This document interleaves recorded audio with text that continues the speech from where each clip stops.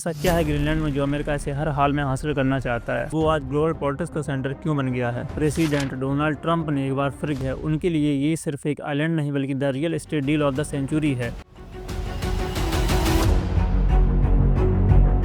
दोस्तों, क्या आपने कभी सोचा है कि दुनिया का सबसे बड़ा आइलैंड ग्रीनलैंड, जिसकी पॉपुलेशन मुश्किल से 57,000 है, वो आज ग्लोबल पॉलिटिक्स का सेंटर क्यों बन गया है? प्रेसिडेंट डोनाल्ड ट्रंप ने एक बार फिर ग्रीनलैंड को खरीदने की बात छेड़ दी है। उनके लिए ये सिर्फ एक आइलैंड नहीं बल्कि the real estate deal of the century है। लेकिन डेनमार्क कहता है नोट फॉर सेल और नाटो के एलाइज गुस्से में हैं। आखिर ऐसा क्या है ग्रीनलैंड में जो अमेरिका इसे हर हाल में हासिल करना चाहता है? सबसे बड़ा रीजन है the Arctic race. Global warming की वजह से आर्कटिक की बर्फ पिघल रही है, जिससे नए शिपिंग रूट्स खुल रहे हैं। रसिया ने वहां अपनी मिलिट्री प्रेजेंस बढ़ा दी है और चाइना खुद को नियर आर्कटिक स्टेट बुलाता है। ट्रंप का कहना है कि अगर अमेरिका ने ग्रीनलैंड पर कंट्रोल नहीं किया तो रूस या चाइना वहां कब्जा कर लेंगे। ट्रंप ने हाल ही में कहा, we are not going to have Russia और चाइना एज अ नाइबर।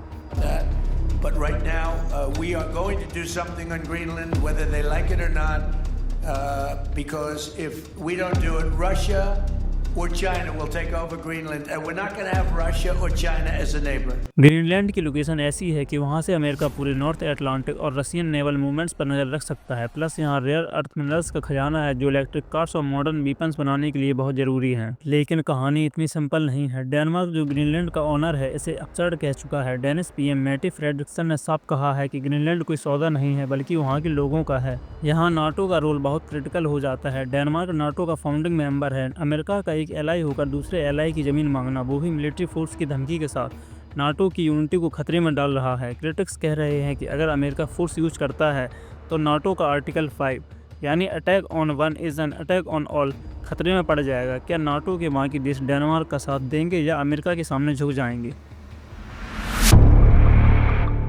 आप सोच रहे होंगे कि इसमें वेनेजुएला और ईरान कहां से आया, तो देखिए ट्रंप की current foreign policy America first से आगे बढ़कर हेमिस्फेरिक डोमिनेंस पर शिफ्ट हो गई है।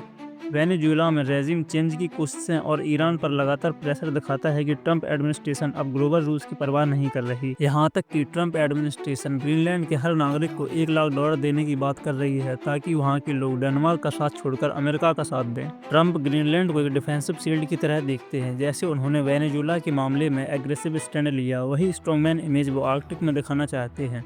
उनका लॉजिक सिंपल है, अगर अमेरिका को अपनी इकोनॉमिक और नेशनल सिक्योरिटी बचानी है तो उसे ग्लोबल की पॉइंट्स पर कंट्रोल करना होगा, चाहे वो ऑयल रिच वेनेजुएला हो या मिनरल रिच ग्रीनलैंड। तो क्या अमेरिका सच में ग्रीनलैंड खरीद लेगा? एक्सपर्ट्स कहते हैं कि 21st सेंचुरी में किसी देश को खरीदना इम्पॉसिबल है, लेकिन ट्रंप डील्स में बिलीव करते हैं। डेनमार्क पर प्रेशर बढ़ रहा है और रूस और चाइना इस सिचुएशन का फायदा उठाने की कोशिश कर रहे हैं। ये सिर्फ एक जमीन का टुकड़ा नहीं है दोस्तों, ये लड़ाई है आर्कटिक के रिसोर्सेज, ग्लोबल सुप्रीमेसी और नाटो के फ्यूचर की। आपको क्या लगता है, क्या अमेरिका को दूसरे देशों की सॉवरेनिटी की रिस्पेक्ट करनी चाहिए?